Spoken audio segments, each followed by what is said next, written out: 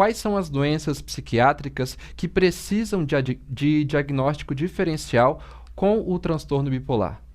Boa noite a todos. E eu gostaria de enfatizar que a questão do diagnóstico diferencial, em termos de transtorno bipolar, depende da idade em que essa pessoa começa a apresentar os primeiros sintomas. Na primeira infância, na segunda infância, começo da adolescência, o transtorno bipolar pode ser muito confundido com o TDAH.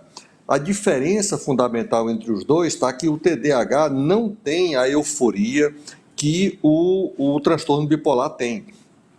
E o TDAH tem muito mais desatenção, mais a impulsividade, que é comum aos dois, essa distração, essa dificuldade de concentração, o transtorno comportamental, são pessoas irrequietas, são crianças com dificuldade de ficar tranquilas na sala de aula, é comum aos dois transtornos.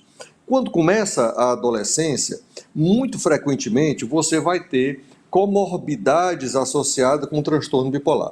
Nós dizemos aqui no Ceará que o transtorno bipolar é gangueiro, ele não vem sozinho, ele vem com uma série de doenças e transtornos associados.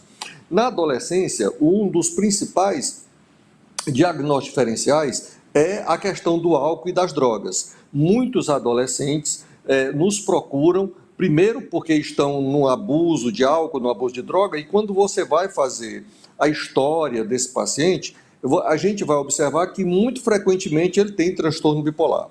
É comum também na adolescência e começo da idade adulta, especialmente em mulheres, haver uma dificuldade do transtorno bipolar em termos de diagnóstico com o transtorno borderline de personalidade.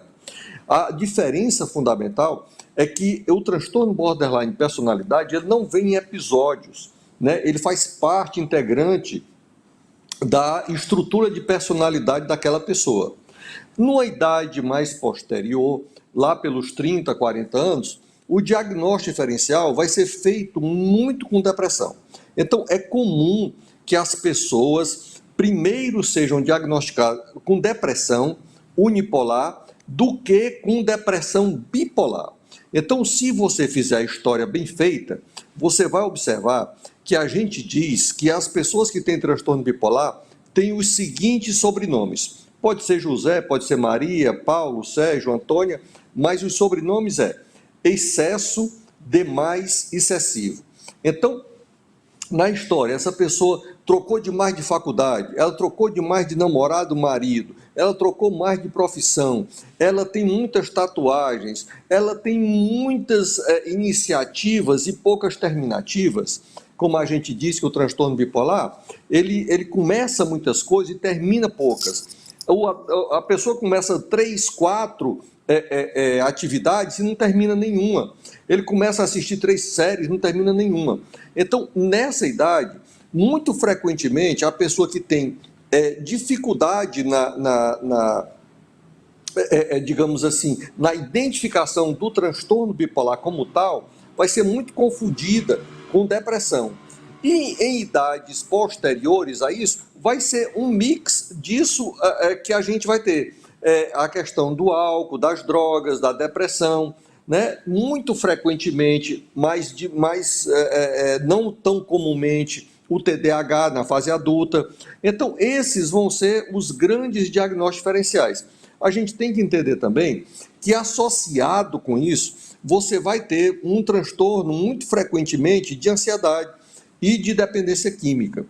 Ao longo da vida, você vai ter também essa questão do demais, vai se repercutir, por exemplo, em comida. Então, a pessoa vai ter muitas vezes hipertensão, vai ter diabetes, e se você for pesquisar direitinho, muitos desses diabéticos e hipertensos têm transtorno bipolar.